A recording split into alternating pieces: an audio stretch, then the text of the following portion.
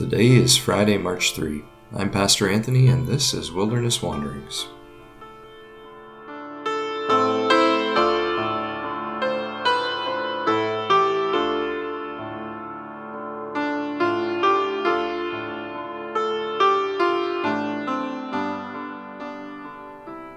Today our text comes from Deuteronomy 4.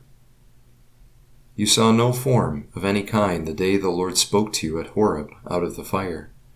Therefore watch yourselves very carefully, so that you do not become corrupt and make for yourselves an idol, an image of any shape, whether formed like a man or a woman, or like any animal on earth, or any bird that flies in the air, or like any creature that moves along the ground, or any fish in the waters below.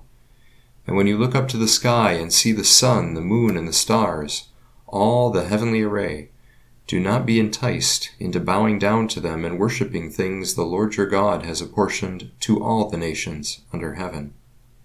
It's Deuteronomy 4, verses 15 through 19. The first two commandments receive an extended treatment in this fourth chapter of Deuteronomy. That is, the commandments about loving the Lord by having no other gods, images, or idols before him. These commands dictate that there is only one God for Israel. Their hearts and loyalty cannot be divided, for as Jesus will later say, the human heart can only follow one master. These commands that place God at the center as the only God show up here in chapter 4 as the heart and foundation of the rest of the law. Everything flows from this, from God and his primacy in the creation and redemption of Israel. There is no other who has created Israel's life, saves them, or sustains them. And yet, with a God who remains as mysterious as Israel's God does, so invisible and seemingly unapproachable, there is a strong desire to create something a little more tangible for our faith.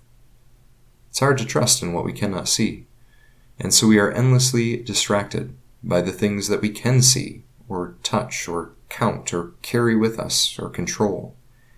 The human heart is an idol factory.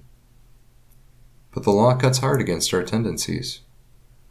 You saw no form of any kind the day the Lord spoke to you at Horeb out of the fire, Moses says, and so it must remain. What they have received from God is his speech, his voice, his word, and this is how they are to know their God, through his spoken word, a thing which is organic, relational, memorable, but which is also momentary, fleeting, and invisible. That doesn't mean that God has left us without a visible witness of himself. This verse recalls the opening chapter of Genesis. As all the various facets of creation that may not be turned into an idol or object of worship are rehearsed, one is reminded that the only image of God that we have been given has been given by God himself, and that image is humanity itself. For in the image of God, he created them. At this point in the Bible, we may interact with an image of God only by interacting with the living, breathing, enfleshed reality of one another. And we may interact with God himself only through the dialogue of speech, listening and responding through prayer. One does not have to think hard to understand why Jesus came as the Word of God in human flesh, according to these verses. There is something good and life-giving about this arrangement. When these laws are obeyed and observed, we find ourselves growing deeper into a loving relational connection with both God in prayer and with our fellow image-bearing neighbors in conversation. When we transgress this command, however, we subvert relationships by enslaving the creation or being enslaved by it, the very things that God has redeemed his people from.